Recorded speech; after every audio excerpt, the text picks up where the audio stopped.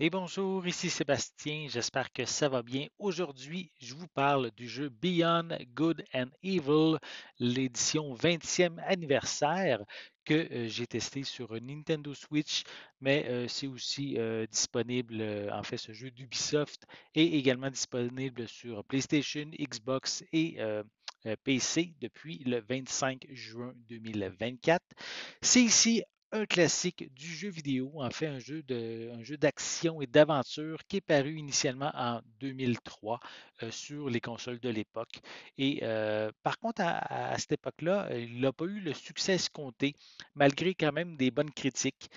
C'est un jeu qui a été imaginé par Michel Ancel, qui est également le créateur de Rayman.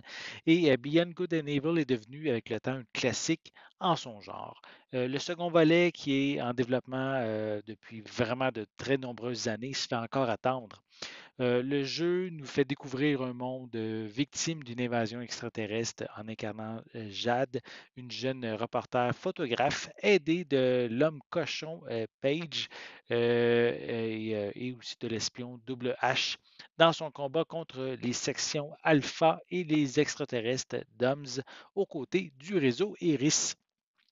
C'est un jeu qui a su marquer les esprits lors de son premier lancement avec un univers riche, attachant avec un petit côté cartoonesque. Il propose également un gameplay assez diversifié avec des séquences de plateforme, de combat, aussi de conduite. On a aussi des mini-jeux et des segments aussi de photographie. Ça permet, je dirais, d'éviter de tomber dans la routine avec ces différents types de gameplay-là. Le jeu propose une expérience captivante qui est à la fois, je dirais, très humaine avec une histoire et des personnages attachants, mais également une mise en scène qui est bien développée. Le jeu n'est pas un remake, mais bien un remaster, donc c'est la version d'origine avec des textures, une modélisation en 3D, des ombres et des effets visuels qui ont été retravaillés, que j'ai trouvé quand même réussi. Ça modernise un peu l'esthétique du jeu en le rendant, je dirais, moins vieillot pour les plus jeunes. Dommage que les développeurs n'ont pas amélioré la gestion de la caméra, qui est, je dirais, parfois capricieuse, et aussi les animations qui, eux, trahissent, je dirais, l'âge du jeu. À noter que les plateformes compatibles proposent la possibilité de jouer en 4K ou en 60 FPS. Cependant, je n'ai pas pu expérimenter ces options puisqu'elles ne sont pas offertes sur Nintendo Switch.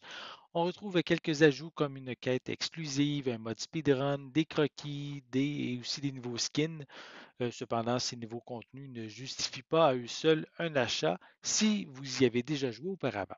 Il faut quand même dire que le jeu, je dirais, vaut la peine malgré tout, puisqu'il n'est pas très dispendieux, environ 25 $. C'est un prix tout à fait raisonnable pour pouvoir en profiter sur une console moderne. Donc, si vous êtes fan de Beyond Good and Evil ou que vous n'y avez jamais joué, c'est certain que c'est un jeu que je vous recommande. Cependant, cette version comporte peu de nouveautés comparativement à la version originale. Ça reste ici un classique du jeu vidéo qui, avec cette nouvelle sortie sur console récente, va permettre de redécouvrir le jeu ou peut-être même d'avoir des nouveaux adeptes qui n'ont pas pu y jouer à l'époque.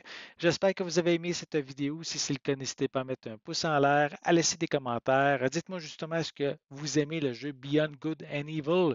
Est-ce que vous y avez joué à l'époque? Est-ce que c'est un classique pour vous? Laissez-moi vos commentaires à ce sujet en dessous de la vidéo. N'oubliez pas non plus, c'est important, abonnez-vous à ma chaîne afin de rester à l'affût de mes prochaines capsules.